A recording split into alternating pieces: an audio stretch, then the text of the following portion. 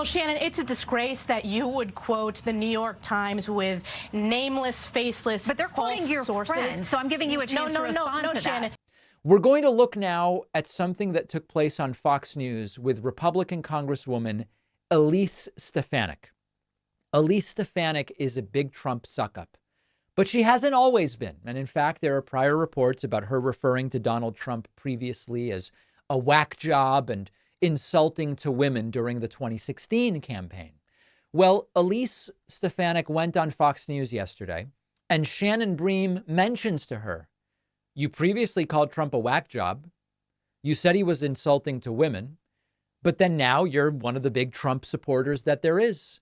And Elise Stefanik did not like it. But there's a really interesting takeaway here, which I will explain in a moment. Take a look. Leadership. I want to talk to you about the Veep stakes. Your name is continually thrown out as being on the short list, potentially, that this trip may be part of an audition. The New York Times had a lengthy piece where they talk about your transformation, they say, from somebody who was not supportive of President Trump to somebody who is full-throatedly supportive of him. They say you called him a whack job at one point, and they add this. In August 2015, she told a New York radio station that he was insulting to women and that his candidacy would hurt the party's efforts to attract female voters. According to her former friends, they continue, she thought Mr. Trump was too awful and ridiculous to be taken seriously. Her revisionism still shocks those who have known her the longest and who remember the disdain she expressed for Mr. Trump back then. So the question is when, more importantly, why did you change your mind about President Trump?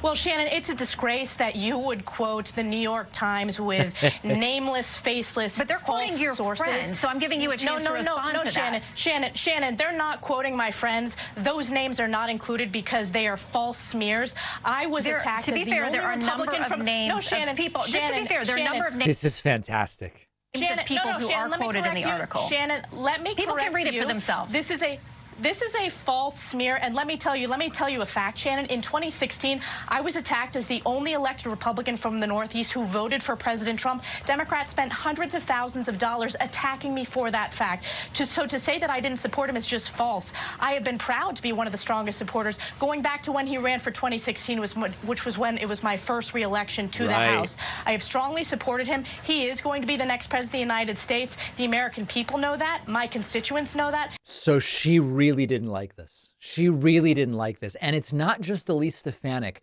but it is many Republicans who originally expressed what I honestly think are their real views about Trump. They're disgusted by him. And then eventually they kiss the ring when he becomes the nominee, when he becomes the center of Republican power. This is not a serious political party at this point in time. And this incident really reminds us of the fear that Republicans have of crossing Trump. And it just reconfirms the influence that he has within the Republican Party. Yes, 40% of Republican primary voters voted against the guy. Many voters don't like him.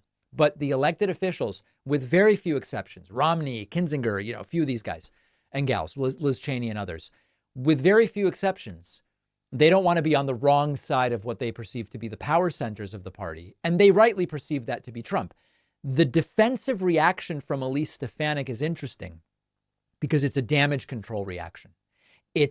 There are internal conflicts and insecurities here, but I need to be on the right side of my relationship with Donald Trump. And the power dynamics at play are serious.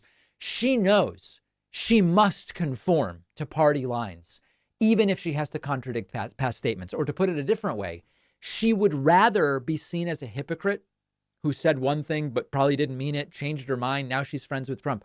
She would rather be seen as a spineless hypocrite than to be on the wrong side of Trump at any given time.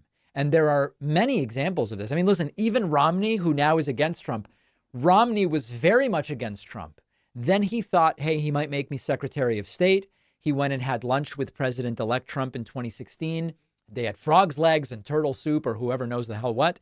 Then it seemed, actually, you're not going to get Secretary of State. And slowly Romney turned back against Trump. Lindsey Graham was a strong critic of Trump's in the 2016 primaries. He called him a race-baiting, xenophobic, whatever. And then Lindsey Graham became one of the biggest supporters of Trump. Trump said Ted Cruz's wife is ugly.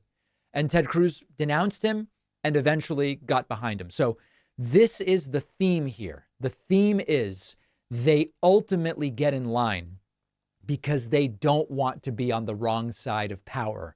And the power for now and for the foreseeable future within that party, connect to Donald Trump. And Elise Stefanik indignant that prior reporting about her with sourcing about things she allegedly said would be brought up on Fox News, no less. So, we give him a little pat on the back at Fox News. At least Shannon Bream didn't back down.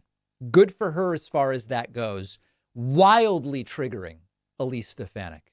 It is time to start thinking like voters and to make sure that kids understand the importance of voting, how it works, registering, ballot initiatives, because so many kids just have no idea. That's why I wrote the new children's book, Think Like a Voter. I can think of no better time and no more important group of folks to try to reach. The book is now available at davidpakman.com/book, where, by the way, you can get the first 2 books in the series as well. Think Like a Detective and Think Like a Scientist. Really important stuff. Donate them to local libraries, classrooms, read them with the kids. davidpakman.com/book.